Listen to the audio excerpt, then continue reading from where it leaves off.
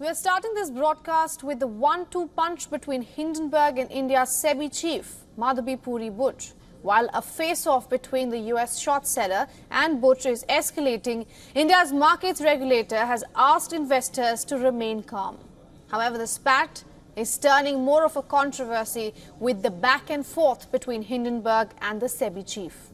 Now, late on Saturday, the US-based firm released a report with several claims of fraud, including that Buch and her husband, Dhaval Buch, held stakes in offshore entities linked to the Adani Group's alleged financial misconduct. In the afternoon on Sunday, the SEBI chief and her husband released a joint statement rebutting each allegation point by point.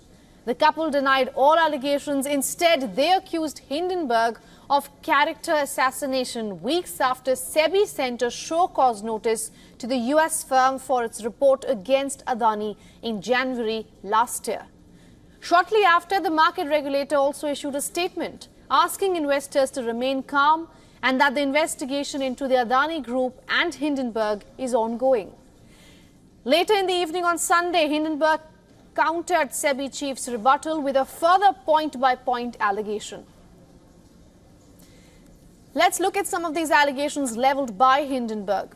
The US firm claims that Buch and her husband had undisclosed investments in offshore funds linked to the Adani Group.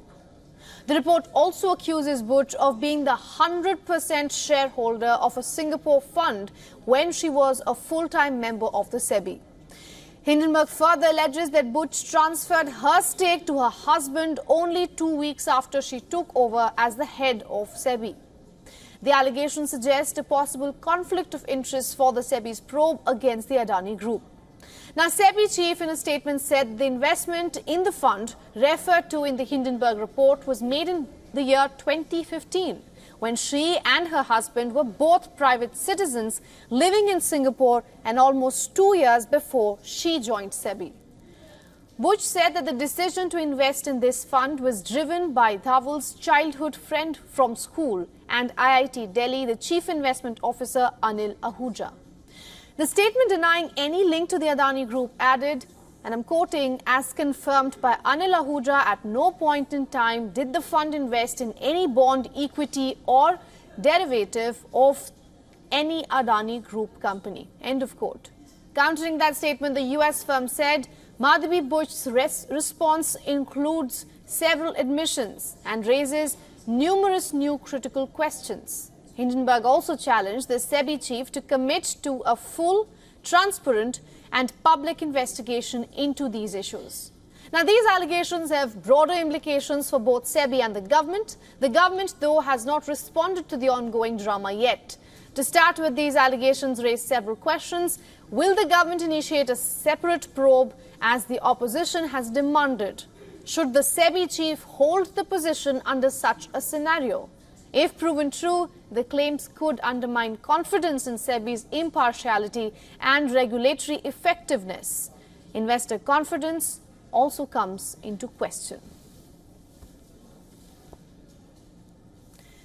And to take these questions further, we are being joined by renowned author and economist Mark Brolin. He joins us live from London. Mr. Brolin, thank you so much for joining us here on WION. Good to see you. You too. Thank you. Let me start by asking this. What are the potential long-term implications of this controversy for foreign investor sentiment towards India? Well, I think it's quite an important story in that sense, because this is a crossroads for India. It's turning into such a big player, and there is lots of money going around, and many investors around the globe are looking to India and are very interested in India. And if this scandal sort of leaves a murky aftertaste, it will impact it negatively. But if it's handled in a professional way, it could even be turned around. And you can say that as these stories evolve, as they do in all countries, if it's handled professionally, India can be trusted to do it in a good way. And I think that could be so it could go either way.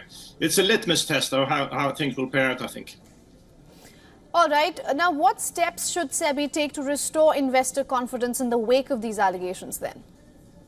I think actually when this sort of thing happens and allegations go on in media for months, Full transparency is the only way forward. Full transparency and everyone being able to look at the books properly. That's the only way to restore confidence if things have been handled in the way that SEBI are saying.